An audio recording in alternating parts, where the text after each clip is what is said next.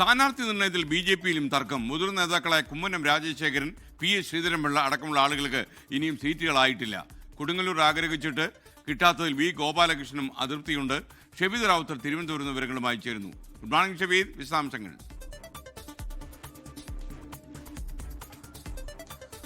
കോൺഗ്രസിൽ മാത്രമല്ല ബി.ജെ.പിയിലും ഈ സീറ്റ് നിർണയവുമായി ബന്ധപ്പെട്ട വലിയ തർക്കങ്ങൾ നടക്കുന്നു എന്നുള്ളതാണ് നമുക്ക് ലഭിക്കുന്ന വിവരം. ആദ്യഘട്ട പട്ടിക പുറത്തു വന്നപ്പോൾ Rajeev Chandrasekharan, R Sreelekha, V Muraleedharan, Shobha Surendran, K Surendran അടക്കമുള്ള ആളുകളുടെ പേരുകളാണ് പുറത്തു വന്നത്, പ്രധാനപ്പെട്ട നേതാക്കൾ. എന്നാൽ മറ്റു പ്രധാനപ്പെട്ട ചില നേതാക്കൾ, അതിൽ ഏറ്റവും പ്രധാനം Kummanam Rajasekharan, P S. Sreedharan Pillai, V. Gopalakrishnan, M. G. Ramesh എന്നിവർക്കൊക്കെ അക്കാര്യത്തിൽ ചില അതൃപ്തികൾ ഉണ്ട് എന്ന തരത്തിലേക്കുള്ള വിവരങ്ങൾ പുറത്തേക്ക് വരുന്നുണ്ട്. അതിൽ ഏറ്റവും പ്രധാനം ചെങ്ങന്നൂരാണ്. നേരത്തെ പി.എസ്. ശ്രീധരൻപിള്ള കടുത്ത പോരാട്ടമൊക്കെ നടത്തിയിട്ടുള്ള ഒരു മണ്ഡലമാണ് ചെങ്ങന്നൂർ. എന്നാൽ ചെങ്ങന്നൂരിൽ ഇപ്പോൾ മറ്റൊരു സ്ഥാനാർത്ഥി വന്നിരിക്കുന്നത് വളരെ തർക്കത്തിന് കാരണമായിട്ടുണ്ട്. അതിൽ തന്നെ ആലപ്പുഴ ജില്ലയുടെ സംഘടനാ ചുമതലയിലുണ്ടായിരുന്ന സന്ദീപ് വചസ്പതി അടക്കമുള്ള ആളുകളെ പരിഗണിച്ചില്ല എന്നൊക്കെയുള്ള തർക്കമാണ് ആ കാര്യത്തിലുള്ളത്. രണ്ടാമത്തേത് പി.എസ്. ശ്രീധരൻപിള്ളയാണ്. ശ്രീധരൻപിള്ള ഈ ഗവർണർ പദവിയൊക്കെ വിട്ട സംസ്ഥാന രാഷ്ട്രീയത്തിലേക്ക് സജീവമായിക്കൊണ്ടിരിക്കുന്നു. പക്ഷേ അദ്ദേഹത്തിന് ഏതെങ്കിലും തരത്തിൽ വിജയസാധ്യതയുള്ള ഒരു മണ്ഡലത്തിൽ അദ്ദേഹത്തെ പരിഗണിച്ചില്ല, അല്ലെങ്കിൽ അദ്ദേഹത്തിന്റെ പേര് പട്ടികയിൽ എന്നൊക്കെയുള്ളതാണ് മറ്റൊരു പ്രധാനപ്പെട്ട കാര്യം. മൂന്നാമത്തേത് കുമ്മനം രാജശേഖരനാണ്.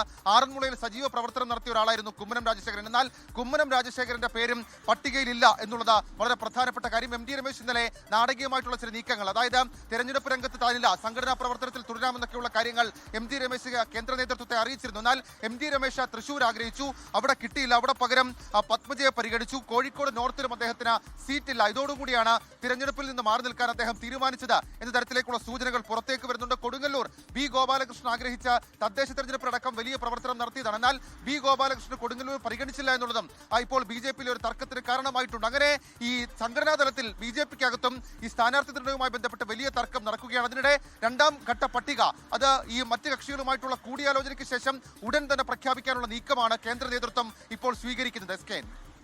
ലോകത്തെവിടെയായാലും ഏത് സമയത്തും 24 വാർത്തകളും ഓഗ്മെന്റഡ് റിയാലിറ്റി പാക്കേജുകളും എക്സ്പ്ലെയിനറുകളും വിശദമായി കാണാൻ ഞങ്ങളുടെ യൂട്യൂബ് ചാനൽ നിങ്ങൾക്ക് സബ്സ്ക്രൈബ് ചെയ്യാം.